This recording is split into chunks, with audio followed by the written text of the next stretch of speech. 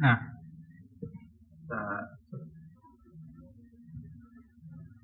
kita, kita lanjut kembali ya. Jadi isolasi data ini yang ditulis sebagai encapsulation ya. Itu bisa kita bayangkan sebagai satu variabel yang menyimpan fungsi dan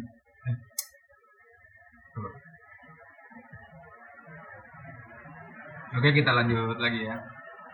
Jadi encapsulation ini atau isolasi data bisa kita bayangkan sebagai suatu variabel yang bertindak sebagai kelas sendiri lah, bisa kita sebut. Jadi kita bisa bayangkan itu sebuah variabel yang menggunakan blueprint untuk menyimpan fungsi dan data-data tentang dirinya sendiri. Makanya biasanya kalau kita menggunakan kelas, di situ banyak yang disebut sebagai self ya, hanya pakai self. Karena blueprint ini digunakan itu video sebelumnya.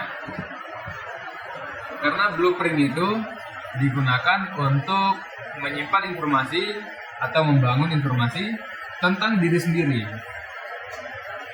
Makanya digunakan sebegini supaya informasi untuk membangun diri sendiri ini bisa digunakan kembali untuk variabel-variabel lainnya yang ingin membangun sebuah data dengan struktur yang sama. Jadi caranya itu modularity. Nah, modularity ini maksudnya adalah dalam satu kelas itu bukan cuma untuk menyimpan satu variabel atau satu fungsi saja. Jadi dalam satu kelas itu bisa menyimpan beberapa variabel sekaligus dan juga menyimpan beberapa fungsi sekaligus. Nah, fungsinya ini nggak jalan semua, nggak akan keluar semua begitu kalau misalnya kita mau gunakan ya. Dia akan terpakai kecuali kita panggil di dalamnya secara spesifik. Jadi dia itu akan dianggap sebagai anaknya dari bukan anak sih, atribut ya, bisa kita sebut sebagai atribut atau metode. Oh enggak, variabel itu dalam kelas akan disebut sebagai atribut dan fungsi di dalam kelas yang def-nya itu akan dinamakan sebagai metode. Jadi kita akan sebut sebagai metode. Jadi metode ini bisa kita simpan banyak ya, dan kita akan pakai caranya itu kita sebut nama kelasnya, terus kita tinggal tambah titik, baru kita sebut nama metodenya seperti kita panggil dia. Barulah di situ bisa kita buka kurung, habis sebut nama metodenya, buka kurung dan kita masukkan atribut yang diperlukan untuk metode tersebut apabila memang diperlukan. Tapi biasanya kalau kita perhatikan misal metode itu cuma menyebut self, berarti dia tuh kalau kita mau pakai kasih kurung kosong aja, tidak perlu kita masukkan tambahan. Jadi ada lebih bagus. Ini misal kayak role ya. Ini role kan ada dalam skill nih. Terus skill ini dipakai untuk menyimpan skill baru nih kayak gini. Nah, jadi otomatis kelas skill itu tersimpan di dalam variabel 1. Tapi dia akan tersimpan di dalam sini. Jadi array. Jadi kalau kita mau roll tanpa di sini, jadi kita akan panggil, ini langsung selesai roll. Gitu. Coba kita play. Oh, kurang satu. Nah, gitu. Oke, nah. Ya. Jadi kelasnya itu dia akan tersimpan di dalam sini. Semua variabel, semua fungsinya akan disimpan di dalam sini yang pakai ini. Jadi ini tuh dia akan transfer semua informasinya ke sini. Terus fungsinya akan dipakai oleh ini yang memanggil blueprint tadi. Semoga bisa dimengerti ya. Oke, kita lanjut. Abstraksi, simple and intuitive interface, hiding the implementation detail. Nah, Jadi seperti yang ini ya, contohnya misalnya yang saya bisa bawakan ke kalian. Kalau misalnya eh, pengguna tidak mengakses kelas secara langsung, cara pemakaian variabel seperti ini tuh lebih mudah untuk orang awam. Misal kita tampilkan dalam UI ya.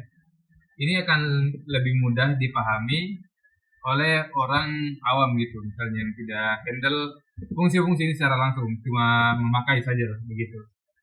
Nah, beda beda ceritanya kalau kita simpan secara konvensional seperti ini. Misalnya kita simpan itu dalam dictionary dan kita pakai def untuk gantinya.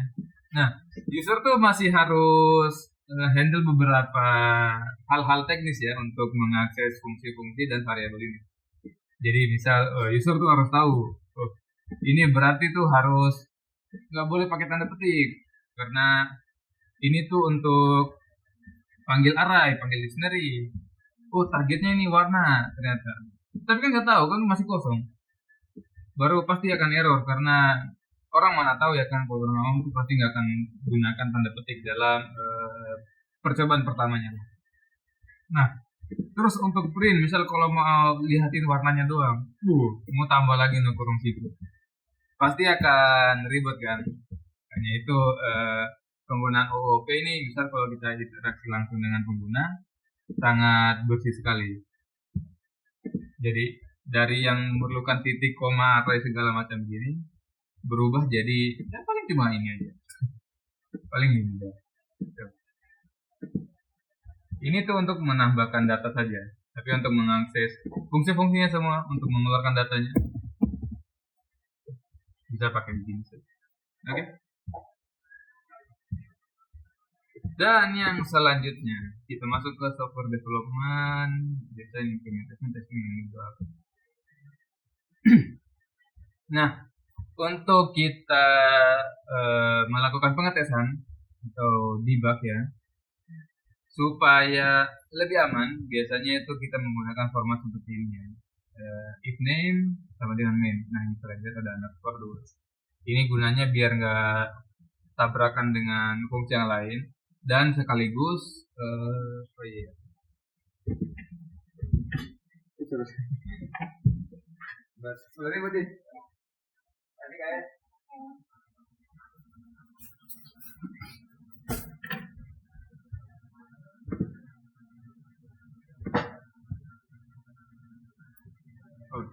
gimana minta saya?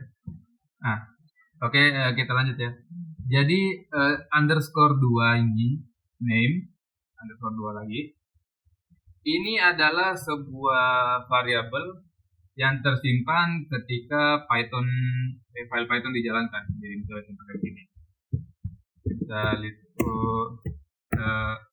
file ini misalnya dijalankan ya. Otomatis nanti tuh ada variabel tersembunyi di belakang. Jadi dia itu akan simpan begini. Nanti name itu dia akan berubah menjadi nama file yang sedang berjalan. Jadi nanti dia itu seperti ini tersimpannya. Nah, jadi penggunaan main seperti ini kurang mantap.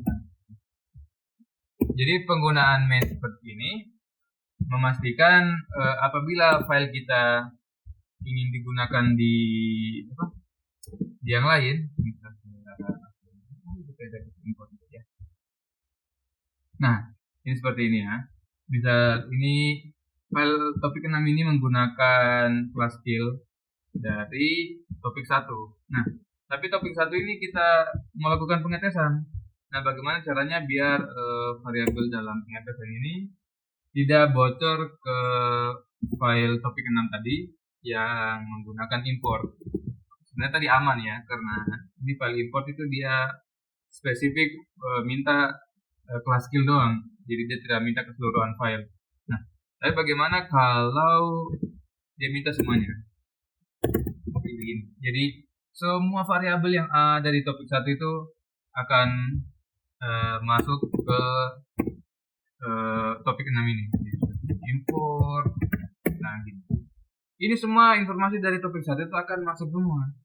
Jadi kalau kita melakukan pengetesan, di saat ada yang dipakai begini, dikhawatirkan proses impor ini akan gagal gitu, atau ada variabel yang bocor dan tidak sengaja kepake di sini malah ngebug gitu atau nge-crash.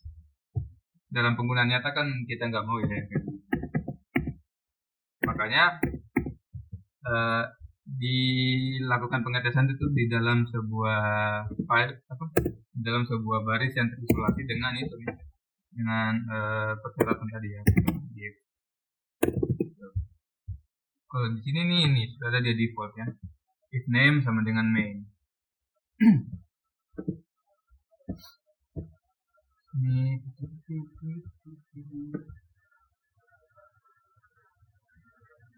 ya.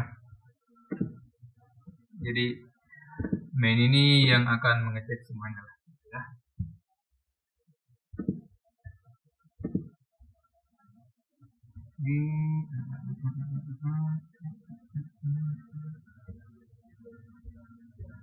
Ini simulasi combat.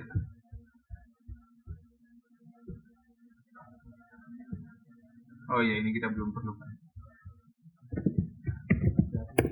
Ini ada import nggak selain yang di atas?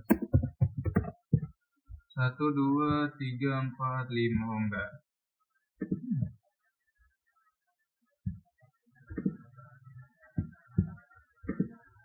Berarti main ini dia bukan berubah juga ya. Oh, berarti pemahaman saya tadi kurang tepat ya.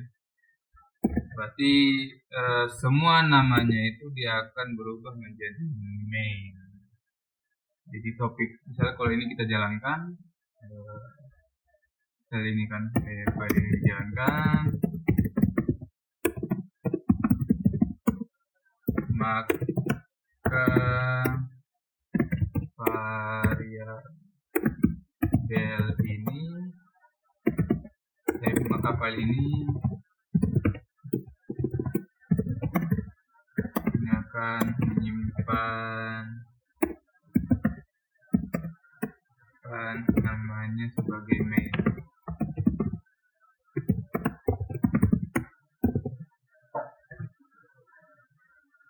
Nah, karena misal kalau dipakai di tempat lain, jadi misal tadi dipakai di 6 ini. Nah, di sini tuh kena override dia, kena override. Jadi main sekarang itu di topik 6. Jadi yang jalan itu main dari 6. Jadi yang jalan cuma di bawah ini.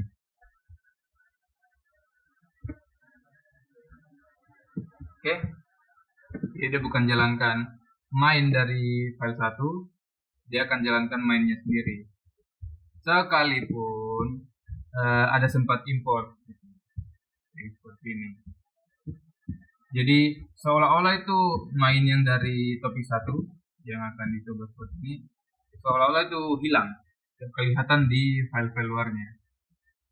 Ini memastikan misalnya kalau kita mau pengetesan di dalam file ini sekaligus masih bisa dipakai di file-file yang lainnya. Misalnya kalau kita mau tes beberapa file sekaligus, jadi tidak perlu bisa kita hapus dulu baru bisa kita pakai. Misalnya kita mau tes antar file tuh, kita hapus satu-satu baru bisa kita run gitu.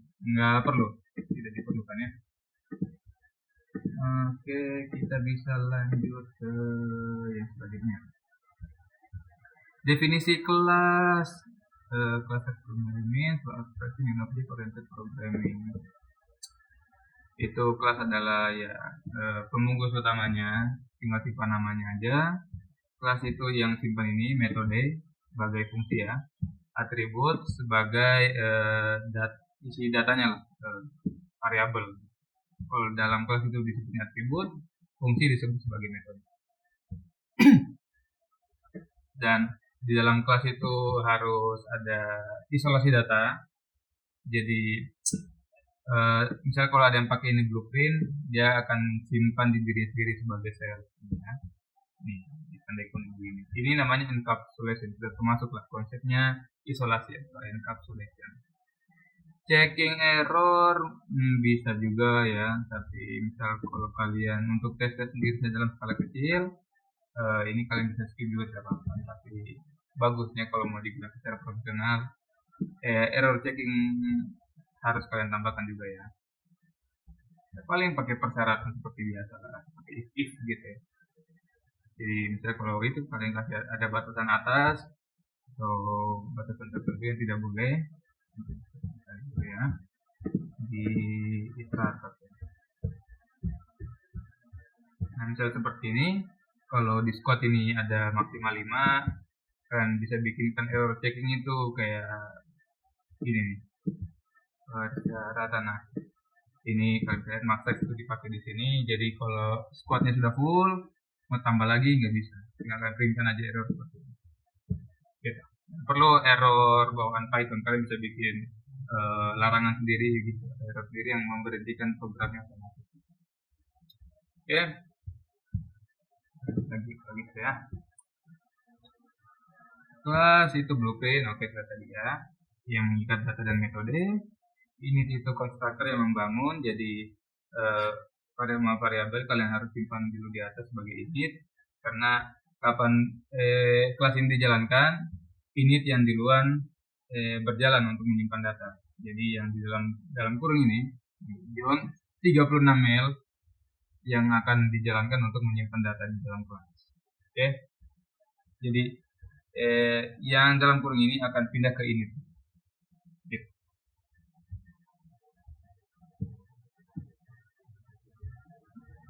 Untuk formal access control, ini yang biasa kita lihat itu yang underscore 1, underscore 2 tadi ya. Ini sebenarnya itu tidak punya efek apa-apa ya kan. Cuma formalitas saja. Jadi kita bisa tahu lah underscore 1 itu artinya apa, underscore 2 artinya apa. Ini bisa kita lihat deskripsinya, protected member name start with a single underscore. Jadi yang ditandai sebagai underscore 1 ini itu adalah sebuah variabel atau member yang dilindungi nilainya.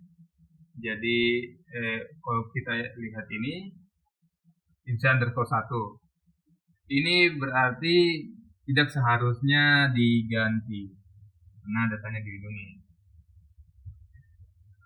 Jadi memang bisa kita ganti dari luar.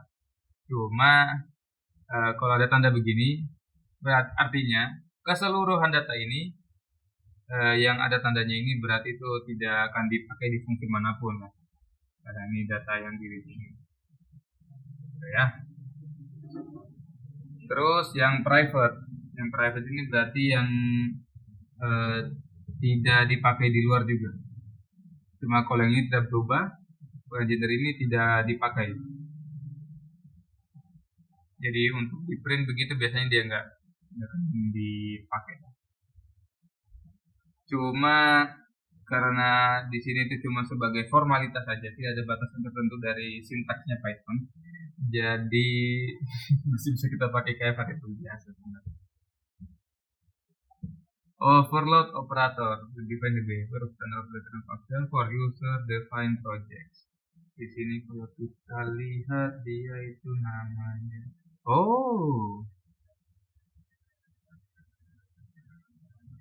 overload ini untuk tambah ya.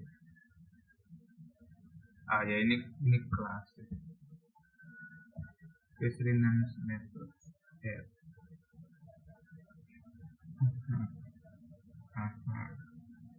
XRB. Nah, di dalam kelas sebenarnya itu bisa juga kita gunakan beberapa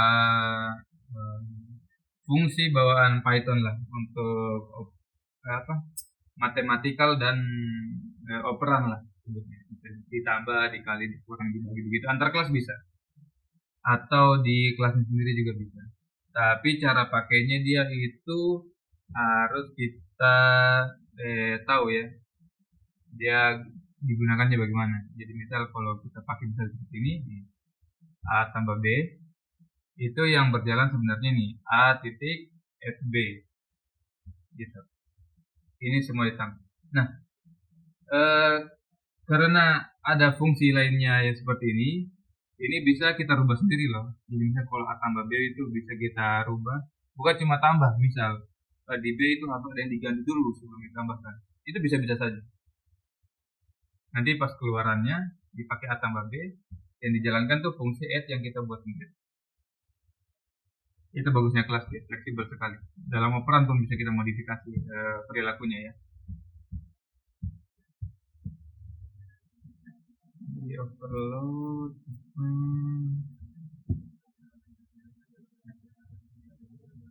Nah, itu. If a particular special method is not implemented in a user-defined class, the standard syntax relies upon that method will raise an exception. Jadi kita tidak bisa pakai operan ya, misal A tambah B, kalau di dalam kelasnya kita itu tidak ada yang sebut seperti ini, underscore add B begini. Jadi kalau memang kita mau pakai, bawaannya pun kita mau pakai, tetap ini kita sertakan, tidak boleh tidak ada. Karena ini nggak akan valid ini kalau ini nggak ada di kelas. Ya, mau pakai bawaan seperti ini bisa, mau kita bikin metode sendiri. Operator overriding for a vector class. Di sini contoh pemakaiannya ya. Operator has the default definition provided by Python. Non integral just true. That is defined.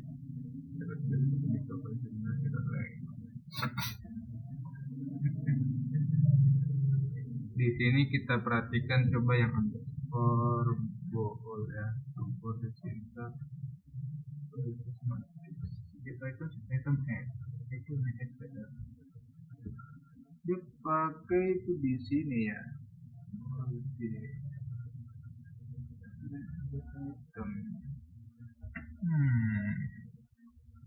Oh, tipe datanya ya diganti, D itu diganti jadi bool. Terus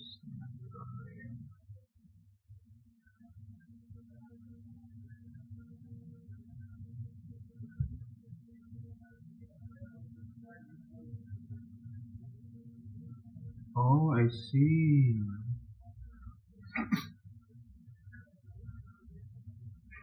Oi.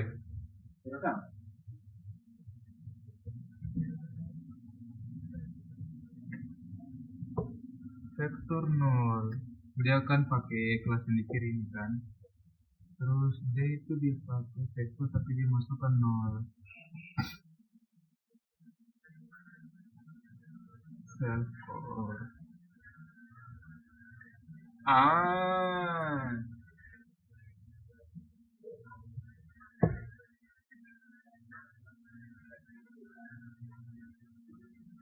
False ya, kenapa false? Nah, 0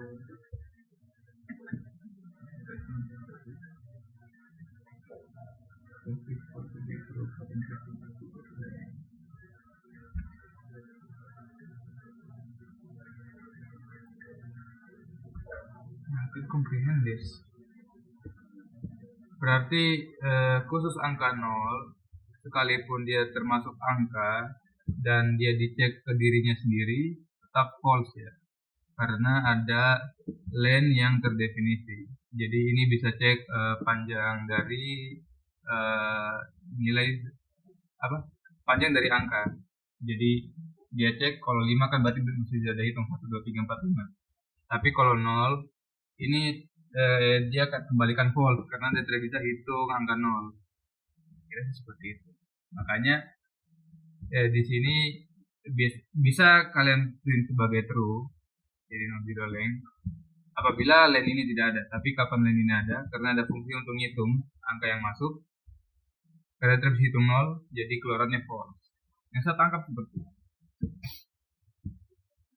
Iterator for a class. Iterator behavior, method and next. Oh, jadi penggunaan iterator ini untuk support sebuah kelas apabila dipakai untuk perhitungan. Jadi misal sebuah array kan, beberapa data sekaligus gitu. Atau tidak, ini bisa juga dipakai di dalam kelas. Dalam kelas ini menyimpan data squad kayak tadi ya, untuk iterator. Nah, misal squad ini menyimpan beberapa nama sekaligus. Jadi bisa kita gunakan iterasi untuk kita cek urutan dari urutan nama-nama yang dalam squad, sama kita bisa hitung juga ya batasnya berapa. Siapa-siapa yang tersimpan dapat kita akses jumlahnya berapa. Makanya kelihatannya lebih panjang begini karena kita harus definisikan satu-satu ya fungsi iterasi yang akan dipakai. Ini default iterasi, ini untuk panggil indeks selanjutnya, ini untuk cek panjangnya, ini untuk panggil salah satu, ini keluaran default. Tapi biasanya itu bawaan sih yang dipakai dua ini aja. Ini iter supaya dia bisa ngitung, ini next supaya dia bisa geser ke yang selanjutnya. Oke, kita kembali.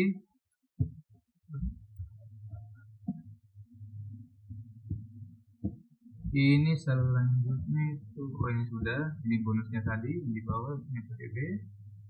Ini adalah inheritance.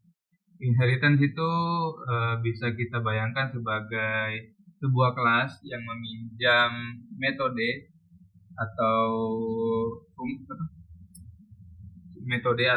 variabel yang disimpan ya, yang berasal dari luar, dari kelas yang lain gitu. Nah, kalau dia pakai begitu, itu langsung masuk semua informasinya, jadi tidak perlu dia definisikan ulang. Nah, contohnya misal kita mau bikin kelas itu untuk karakter kita sama karakter yang musuh. Itu kan atributnya sama, ada darah, ada skillnya, ada SP-nya, skill point. Nah, ini daripada kita definisikan satu-satu untuk mereka, mending kita bikin sebuah kelas misal. Kelasnya itu untuk misal unit. Nah, unit ini yang simpan, yang dipakai dua-duanya. Misal karena dua-duanya pakai darah, berarti unit kita simpan darah, kita simpan SP, sama mungkin kita mau simpan nama juga bisa. Nah, jadi dari kelas unit ini tinggal kita panggil sebagai child untuk kita punya unit sama unitnya musuh. Jadi dia pakai blueprint dari blueprint lain lah gitu. Nah, tinggal kita tambahkan nih misal apa yang kita mau tambahkan dari blueprint awal gitu, blueprint unit ya. Misal kita punya pasif yang beda, kita mau tambahkan pasif baru, atau skillnya kita bukan skill default lagi, ada skill tambahan extra skill, ada skill ada 4 atau 5. Nah, itu baru bisa kita modif di sini. Yang penting kita ambil struktur utamanya dari atas dulu dari unit, nanti kita modifikasi sendiri ke bawah. Sama juga kayak musuh, misal musuhnya ada 2 phase atau darahnya ada 3 lapis. Nah, itu tinggal kita modifikasi saja di kelasnya sendiri. Yang penting kita sudah panggil konstruktor utamanya dari unit. Kalian bisa lihat ya. Ini contohnya, ini credit card, ini tuh misal credit card biasa, ada beberapa fitur seperti ini. Dia itu nanti akan dipakai sama kelas yang lain nih, dari credit card. Caranya dia ambil kelas credit card ini, kalian bisa perhatikan itu di sini, ini kalian bisa lihat ya. Ini tuh kelas creditor credit card. Nah, dia sebut kelas yang dia mau ambil, dia punya isi ya informasinya. Terus caranya dia pakai itu super constructor ya. Caranya itu begini, tinggal ditambahkan super di depannya, terus titik init. Ini dia akan import otomatis semua variabel, semua fungsi dari credit card yang biasa ini. Ini customer bank account limit. Berarti itu dipakai ini customer bank account limit. Nah, sisanya dia tambah APR. Ini APR ini baru. Jadi ini dev ini untuk tarik dari luar, super untuk ambil blueprint dari atas, ini ya kan credit card, terus dia tambahkan nih APR dari atas ini ke super yang telah dipanggil. Ya, jadi ada panggil blueprint dan tulis lagi di bawah mau tambah APR nih. Nah, baru udah bikin fungsi sendiri. Nah, untuk pakai fungsi dari konstruktor awal yang credit card biasa juga, bukan cuma ini yang bisa dipakai. Ini misalnya kalau kita mau pakai bawaannya di charge, jadi bisa kita tinggal tambahkan super aja. Ini buat super berarti kita pakai punyanya yang di atas, mirip. Tapi kita mau tambah persyaratan lain. Nah, if not sukses, kita balance 5. Kan kalau yang awalnya itu paling kalau nggak sukses kan tidak cukup limitnya, jadi dibatalkan. Nah, jadi lebih besar daripada limit, paling keluarnya kan cuma false. Kalau nggak mencukupi ya, dan limitnya sudah kecil, tidak cukup sama, tidak memenuhi lagi lah.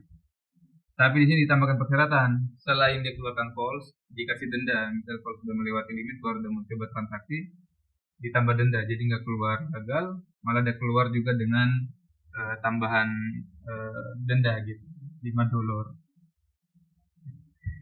Seperti itu. Jadi saya bisa panggil blueprint di atas, dan tulis lagi barang baru.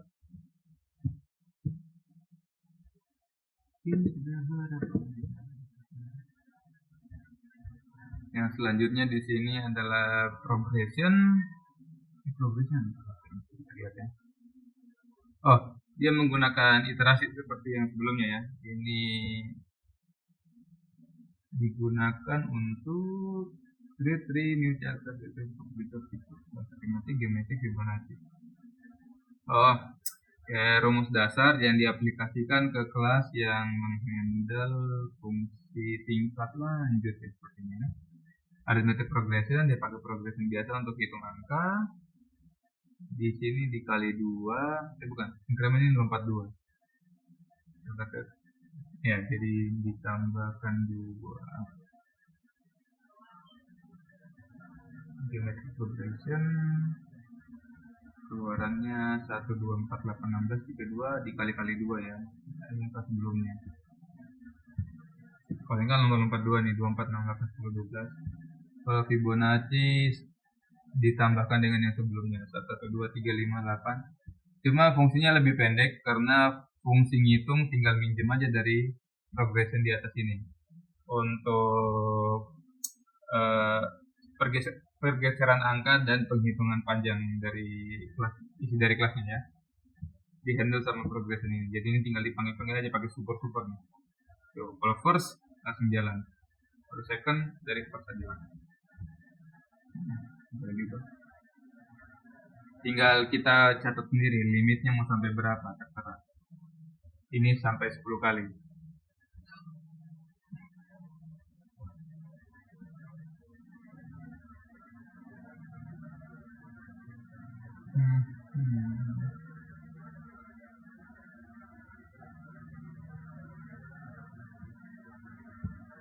Selanjutnya kelas abstrak. Kelas abstrak ini consider as a blueprint or template for other classes.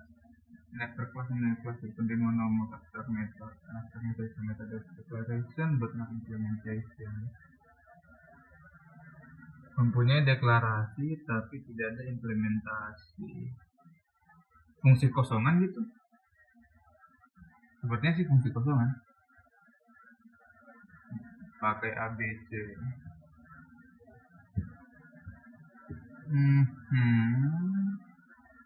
Add after method def move pas. Lah iya. Fungsi kosong.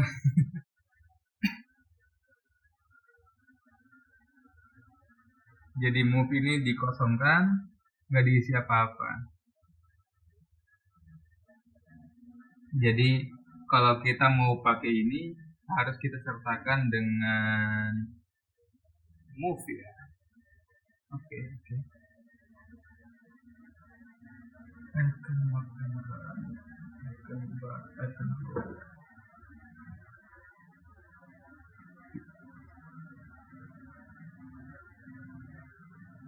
Human, animal,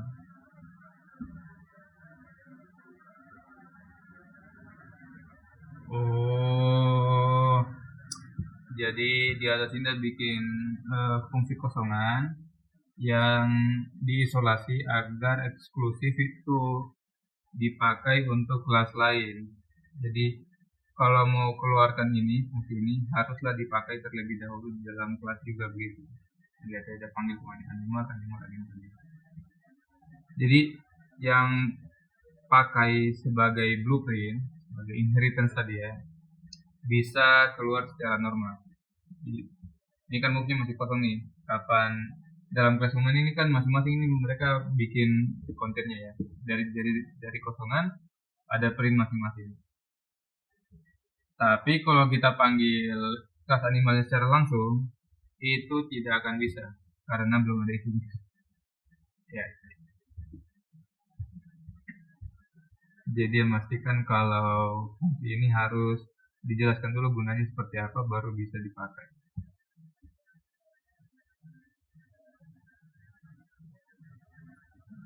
The declaration that made directly within the body of the class definition. Function semua function. Oke.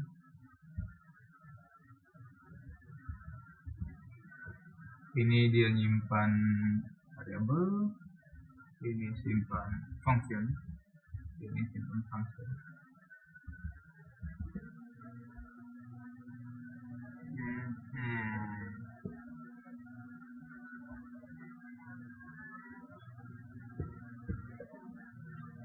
Shallow and deep copy alias shallow copy, deep copy. So alias for the same list of colors RGB resistance for context as well as the same memory location.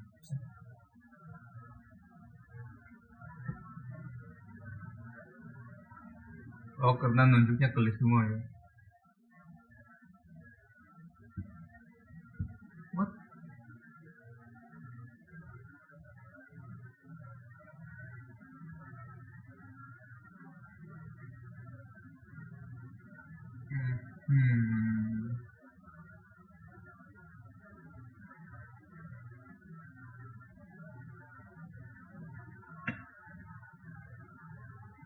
Palet sama dengan list Warmton. Jadi palet ini dia pertama Warmton dulu yang punya list ini kan. Nah palet itu dia akan pinjam list dari Warmton. Jadi Warmton ini punya nih.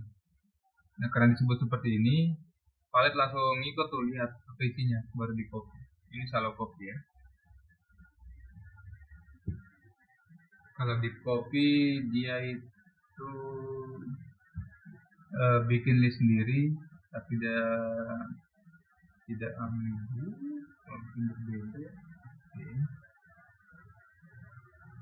Oh jadi nggak berbagi dia, jadi individual ya. Jadi kalau ada yang berganti, nih misalnya kalau ini kan palet delete punya Warmton. Jadi kalau Warmton dia ganti sesuatu misalnya, itu palet juga dia akan ganti informasinya karena yang dia pinjam di Warmton itu ternyata informasinya diupdate. Nah, tetapi kalau di copy abis dia lihat, dia bikin punyanya dia sendiri langsung di copy sendiri, enggak oh ini kayak anu lah dikasih akses sama ini disalin. Oke.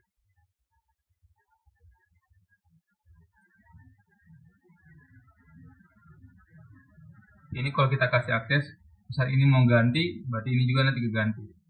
Kalau Warmton sudah mau ganti berarti palet juga nanti keganti warnanya karena mereka ini akses yang sama. Ini satu kotak color ini bisa kita anggap sebagai memori karena ini dia nunjuk ke memori yang sama.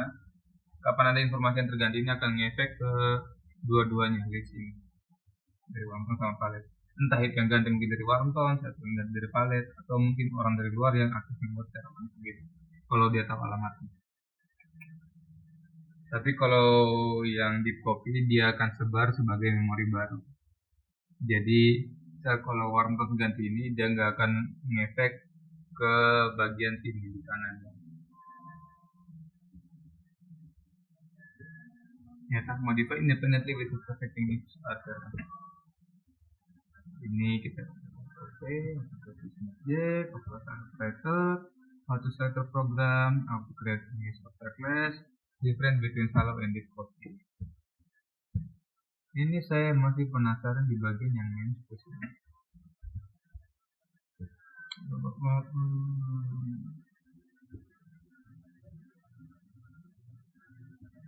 Oke.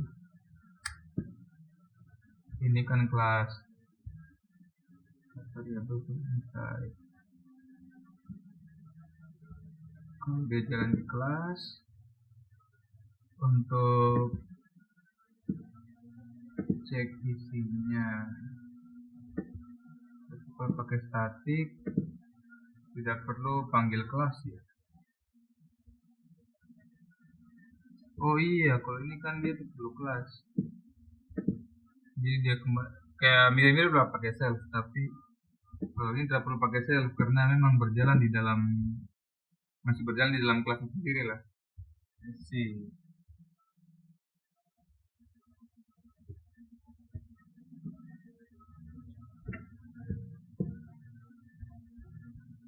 Oke. Copy. Ini kita masuk di alokasi memori ya. Lalu copy sama di copy. Jadi di sini itu akan dipakai di same object same memory address.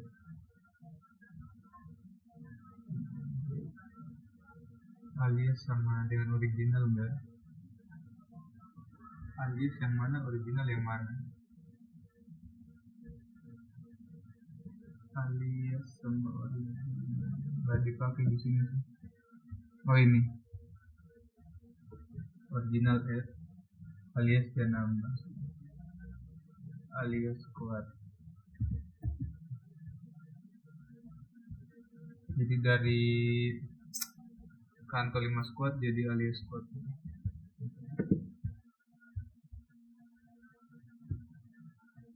Nah iya dong, alias squad terganti. Ini original. Sebenarnya kan original ini name-nya tuh kantos 5. Terganti semua. Tapi kalau kita ubah ulang kita akan berubah kembali jadi kantos 5. Terus kita isi pakai shallow copy.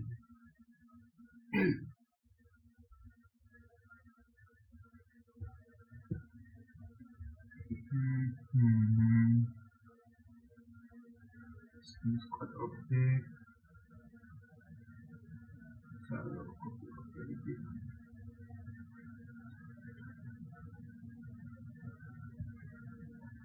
Terus 5 copy.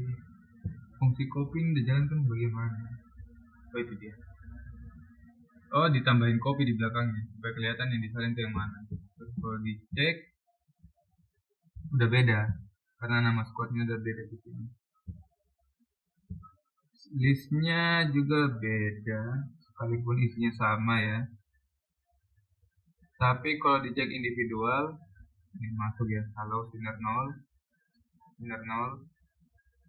Jadi masuk ke individual, kalau dicek itu masih sama. Karena squadnya aja yang beda, tapi unit yang dipakai itu masih sama. Luarannya beda, dalamnya sama.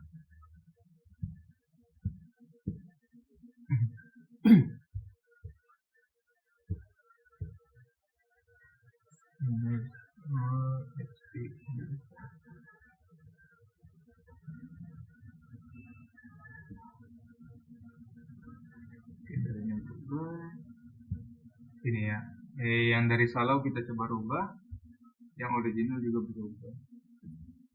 Nah ini deep copy tadi yang bikin memori sendiri ya.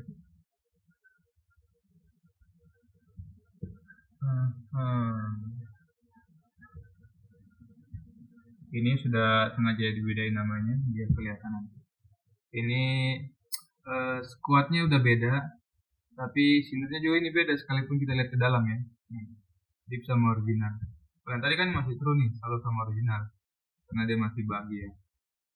Tapi karena ini deep copy itu dia bikin yang baru, jadi sekalipun isinya sama, lokasi memorinya itu berbeda, jadi tetap false ya. Oke. Modify through deep copy. Nah, kita coba ubah ya. Nah ini deep copy dia ubah darahnya itu jadi 1, tapi kalau kita cek original tuh masih 117. Jadi kalau sudah kena deep copy ya terserah mau ganti, nggak ngefek lagi sama yang original.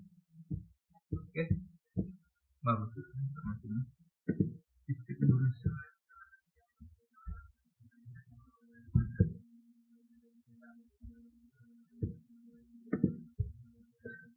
Ini hari trans.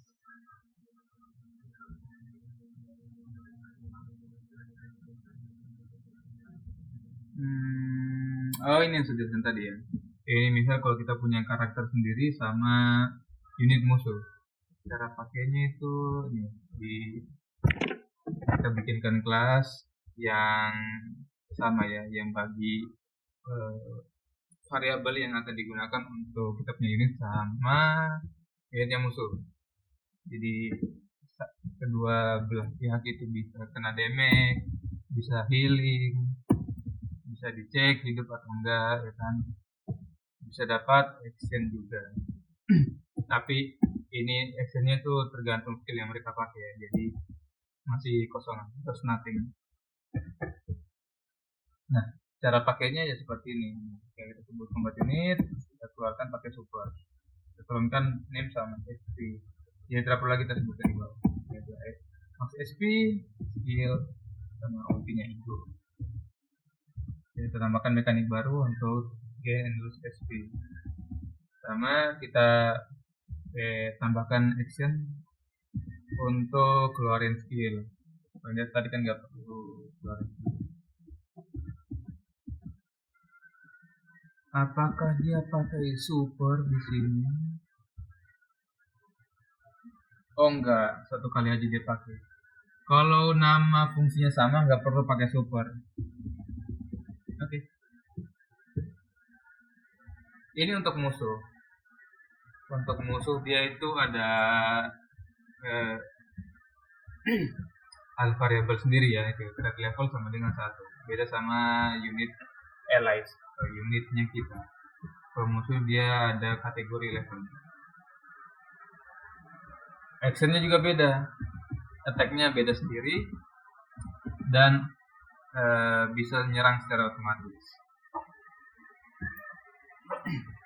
Kalau kita itu berdasarkan koin tadi roll skillnya, kalau ini dia berdasarkan threat level, jadi tambah tinggi threat level tambah sakit damage-nya. Ini kroco ya. Bukan, ini malah yang kroco. Ini boss enemy. Kalau boss dia itu ada 2 phase, ada threat level juga. Jadi enemy ini ambil combat unit, tapi boss itu dia ambil enemy. Jadi child of a child. Nah ini sama-sama musuh ya. Tapi karena di unit musuh ini sudah punya combat unit, jadi dia tinggal ambil dari enemy.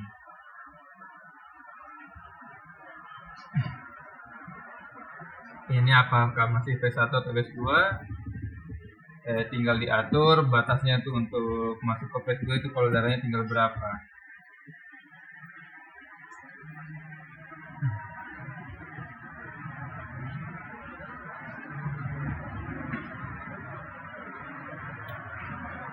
Nah, bisa juga take damage.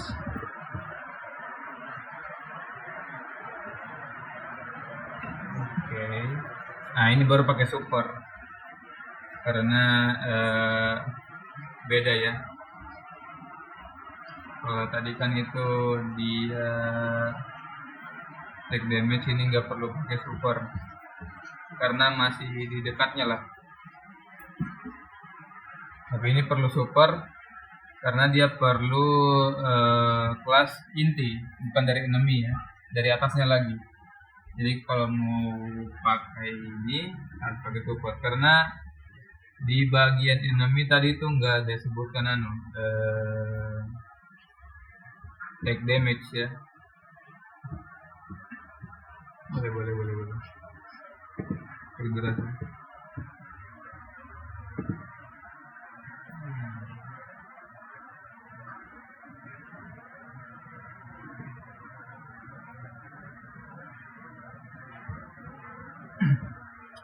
Oke lah. Ini saya ada memang buat beberapa ya untuk saya belajar sendiri. Jadi ini per topik juga saya ada bikinkan dalam bentuk sistem game. Jadi saya pahami juga per per fungsi ini katanya apa, caranya dia berinteraksi bagaimana. Kalau kalian mau buat sendiri juga implementasinya bisa. Kalau kalian mau copy di sini juga yang dari PPT-nya langsung ya, lebih bagus juga. Kita pahami aja.